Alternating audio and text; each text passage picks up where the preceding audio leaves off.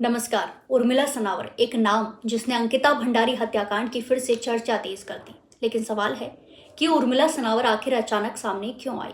क्या वो सच सामने लाना चाहती थी या किसी बड़ी साजिश का हिस्सा है? और क्या उनका दावा केस की दिशा को बदल सकता है? आज हम इस वीडियो में दिसंबर 2025 से अब तक की पूरी कहानी, कानूनी घटनाक्रम और वो थ्योरीज जिन पर हर कोई फुसफुसा रहा है, उस पर खुलकर बात करेंगे। 2022 में उत्तराखंड की बेटी अंकिता भंडारी की हत्या हुई। शुरू से ही इस केस में सिर्फ हत्या नहीं, सत्ता, वीआईपी दबाव और शोषण की बातें सामने आई। सरकार ने भरोसा दिलाया दोषियों को सजा मिलेगी और दोषियों को सजा भी हो चुकी है।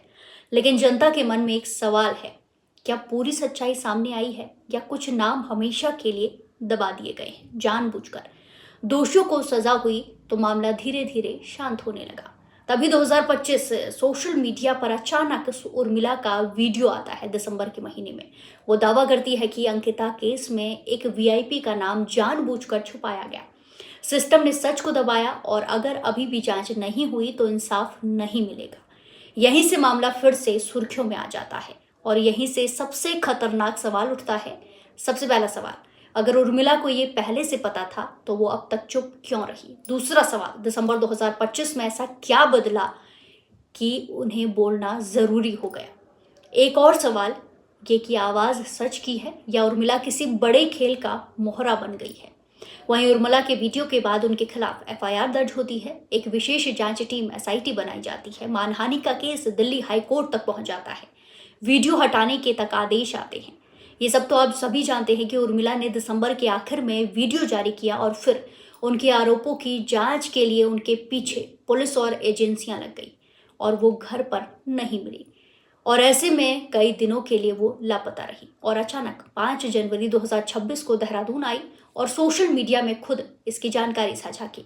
और फिर कुछ दिन बाद कोर्ट में उर्मिला पेश होती है और मोबाइल फोन जमा कराती है अपना और वॉइस सैंपल भी देती है। ये कोई छोटा कदम नहीं है, क्योंकि अब बातों पर नहीं, डिजिटल सबूतों पर फैसला होगा।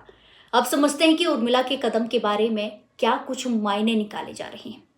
पहली थ्योरी, अभी नहीं तो कभी नहीं। उर्मिला को लग रहा था कि अंकिता को इंसाफ अधूरा मिला, सिस्टम चुप है, अगर अब आवाज नहीं उठाई तो सच हमेशा के लिए दफन हो जाएगा।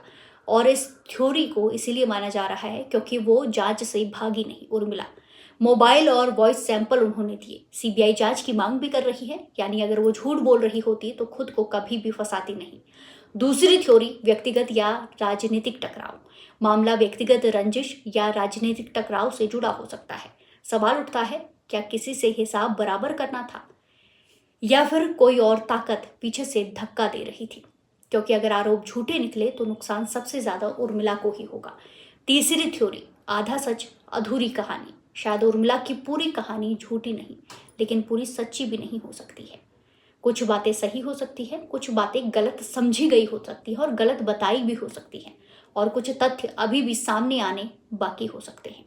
इसीलिए एसआईटी हर कॉल, हर फाइल, हर ऑडियो की जांच कर रही है। इस वीडियो का मकसद उर्मिला को सही या गलत ठहराना बिल्कुल भी नहीं है, लेकिन सबसे अहम सवाल है, क्या अंकिता भंडारी को पूरा इंसाफ मिला है? और अगर जरा भी शक बचा है तो क्या दोबारा जांच नहीं होनी चाहिए? क्योंकि इंसाफ पर शक लोकतंत्र के लिए सबसे बड़ा खतरा होता है।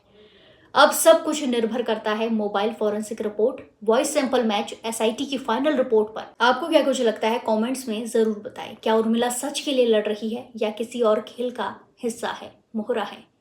हम फिर मिलते हैं और भी अपडेट के साथ। नमस्कार।